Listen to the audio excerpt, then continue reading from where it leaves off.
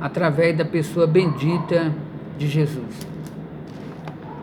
Diz a Bíblia Sagrada, no Evangelho de João, aqui nós lemos 2 versículos, mas para a gente ter condição de entender um pouco mais sobre essa palavra, nos diz a Bíblia Sagrada que um certo dia um homem chamado Nicodemos quis conhecer de perto a pessoa de Jesus. Vamos entender melhor. Quem era Nicodemos? Diz a Bíblia que Nicodemos ele era sacerdote. Diz a Bíblia que Nicodemos, de alguma forma, ele conhecia a Torá, o Pentateuco, né? O Antigo Testamento. Ele estudava a lei do Antigo Testamento. Ele era mais um judeu que pesquisava ao mesmo tempo quando que o Messias iria surgir. E segundo eu pude apurar, no Antigo Testamento, nem sei se eu posso dizer exatamente no Antigo Testamento, porque é algo que aconteceu ali naquele inteirinho. A Bíblia fala sobre...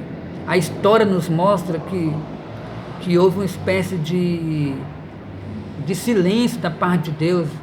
Quando termina o Antigo Testamento, o livro do profeta Malaquias, antes de entrarmos no livro de Mateus,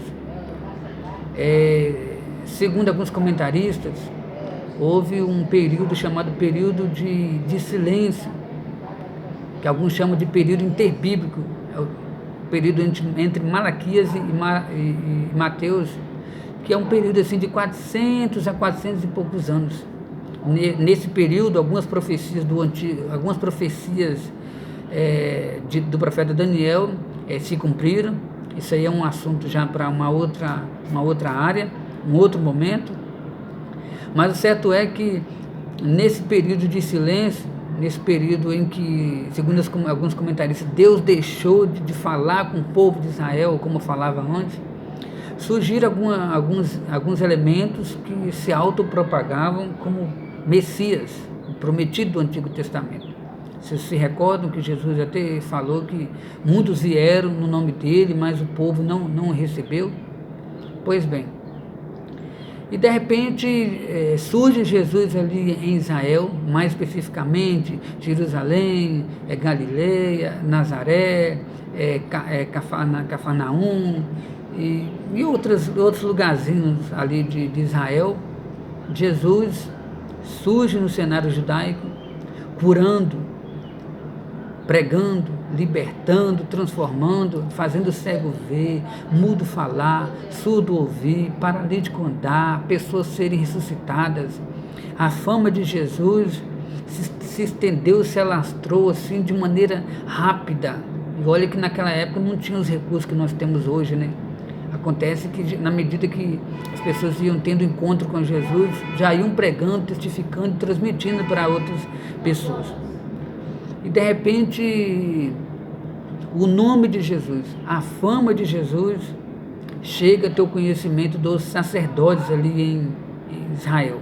Porque tinha os sacerdotes, tinha os levitas, que nós chamamos de obreiros, né? Mas nos dias de hoje, nossa linguagem, chamamos de obreiros. Eram homens que estavam com a responsabilidade de organizar o culto de adoração a Deus.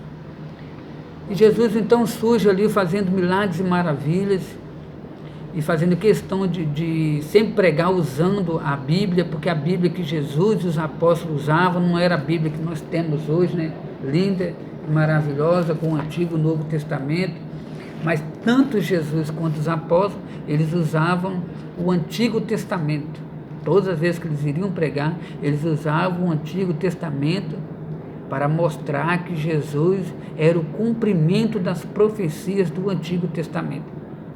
E nos diz a Bíblia que Nicodemos, movido por uma curiosidade, ao mesmo tempo, ele foi procurar Jesus em particular, porque ele era um sacerdote, ele era uma autoridade religiosa, e de alguma forma ele teve receio, não queria ser visto ou criticado por estar procurando Jesus. E nos diz a Bíblia, né, no início do capítulo 3, que nos diz assim: havia entre os fariseus um homem chamado Nicodemos, príncipe dos judeus, e ele foi ter de noite com Jesus. Ele foi ter de noite com Jesus. E ele inicia, né, a conversa com Jesus dizendo: mestre, bem, começa até a conversa elogiando de alguma forma o ministério de Jesus, dizendo que ninguém poderia fazer aqueles milagres que Jesus fazia se Deus não fosse com ele. E ele começa a travar um diálogo e Jesus aproveita a oportunidade, porque Jesus gostava de aproveitar as oportunidades, e começou a pregar para Nicodemos, mostrando para Nicodemos que era necessário nascer de novo. Mesmo Nicodemos sendo um homem religioso, não conseguiu entender essa mensagem da parte de Deus. Mas como assim nascer de novo? Pode o homem voltar novamente para o ventre da sua mãe e nascer de novo? Nicodemos tinha uma visão, como é que eu posso dizer, errada. Jesus então começa a revelar o que verdadeiramente significa nascer de novo. Nascer de novo, Jesus explicando, né? Nascer da água e do Espírito. Mas vamos parar esse ponto aqui. Jesus disse para Nicodemos: porque Deus amou o mundo de tal maneira que deu seu Filho unigênito para que todo aquele que nele crê não pereça, mas tenha a vida eterna. Esse amor foi demonstrado lá na cruz do Calvário, quando Jesus Cristo foi pregado naquela cruz, naquele dia de sexta-feira. Ele foi pregado na cruz às 9 horas da manhã. Ficou lá, quando deu meio-dia, que a Bíblia chama de sexta hora, os céus se escureceram, de meio-dia até 3 da tarde, e diz a Bíblia que Jesus, naquele dia, ele expirou, morreu por todos nós. Era Deus demonstrando o seu amor, porque Deus amou o mundo de tal maneira que deu seu único Filho. Deus criou todas as coisas, mas a maior companhia, a maior presença, a maior alegria, a maior companhia dele era a pessoa de Jesus ali. E ele enviou Jesus como sacrifício vivo para morrer por nós. No Antigo Testamento era necessário cada pecador oferecer animais para ser sacrificado como forma de arrependimento dos seus pecados. Hoje não precisa mais ser humano nenhum oferecer sacrifício a Deus como forma de arrependimento dos seus pecados.